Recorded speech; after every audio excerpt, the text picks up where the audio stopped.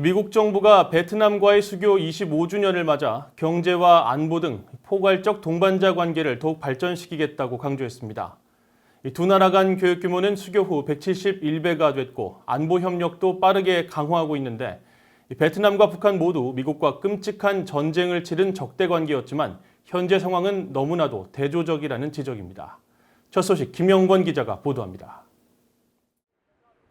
백악관은 미국과 베트남 수교 25주년을 맞아 지난 10일 발표한声明을 통해 도널드 트럼프 대통령과 웅우엔 푸총 베트남 공산당 서기장 겸 국가주석이 친서 교환을 통해 포괄적 동반자 관계를 확대해 나가기로 했다고 밝혔습니다. 평화롭게 번영하는 인도태평양의 비전을 공유하고 서로의 주권을 존중하면서 인적 교류 확대와 자유롭고 공정한 교역, 투자 보장, 군사 협력 등 전략적 협력 증대를 약속했다는 겁니다.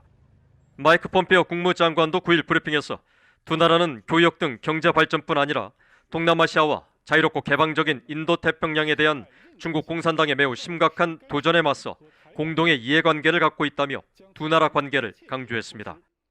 또 동영상을 통해 양국의 수교는 전쟁의 어두운 유산을 마주하며 시작된 역사적 행보였다고 평가했습니다. We began our work to overcome the devastation of the war in the 1980s when we worked together to repatriate the remains of American soldiers in Vietnam. This led to better ties and the formal reestablishment of our relationship in 1995. 실제로 미국과 베트남 관계는 수교 이후 놀라운 발전을 이어가고 있습니다. 미국 상무부에 따르면 수교 당시 4억 5천만 달러에 불과했던 두 나라 교역액은 지난해 774억 달러를 돌파해 170배 이상 증가했습니다.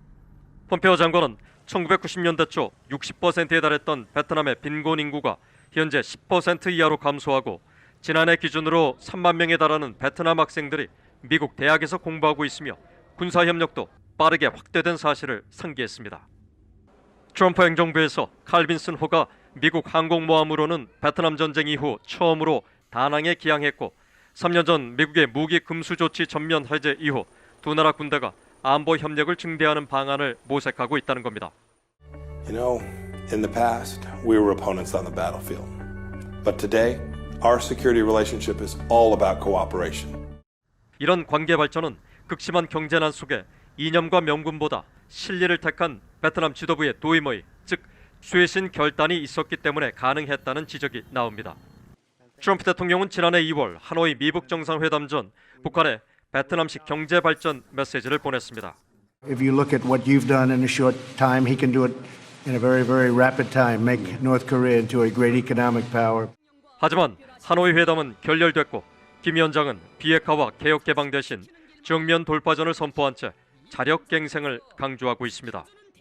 유엔은 13일 북한 주민의 절반이 영양 부족에 시달리고 있다면서 심각한 상황에 처한 북한의 경제 문제를 재확인했습니다. BA 뉴스 김영권입니다.